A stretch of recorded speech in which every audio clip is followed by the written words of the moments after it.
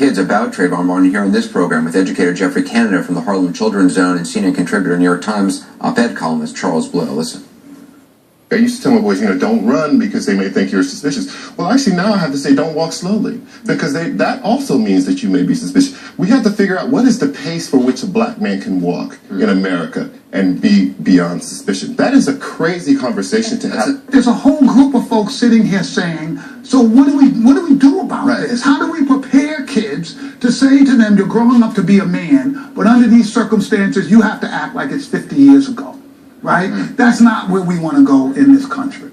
Back again with Tracy Martin, Sabrina Fulton, and Benjamin Crump. The idea that, Charles Blow's question of what is the pace with which an African-American man can walk is just a stunning one to me. I've been thinking about it every day since he said it.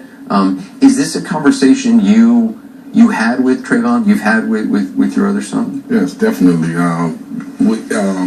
By us living in a diversified community, we really don't have to have the conversation where you have to be afraid of every different race, because they go to school, they grew up going to school with other nationalities. So the conversation that we have is, we try to prepare them to become teenagers, to become upstanding citizens, and how to conduct themselves out in public.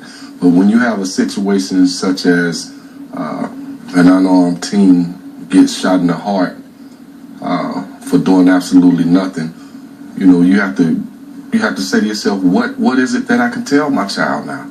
What kind of conversation do I tell him as far as going outside and conducting himself? And it's not just about police; it's about unidentified neighborhood watch people or unidentified security guards.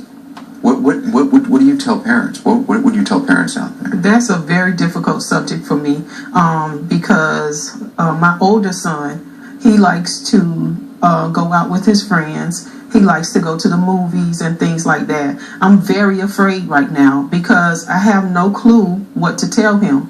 I have no clue if I should tell him to run or walk, if I should tell him to defend himself or just lay there. I have no clue what to tell him. And that's some of the conversations that we need to have. And also about the laws. We need to deal with the laws as well, because my son was unarmed and the person that shot and killed him got away with murder. Anderson, if I could say, it does lead to a larger conversation. A big part of the law is notice. I think what the tragedy of Trayvon Martin's shooting has put all America on notice. And so what are we going to do about it now? Because once you have notice, you have a duty. You have a responsibility. Are our policemen going to do better? Are neighborhood watch going to do better? But more importantly, is our society going to do better? Are we going to progress from this where it doesn't happen again? Because Sabrina and Tracy have often said, we can't bring Trayvon back. But we're now worried about the next Trayvon unknown. Well, you have teenagers.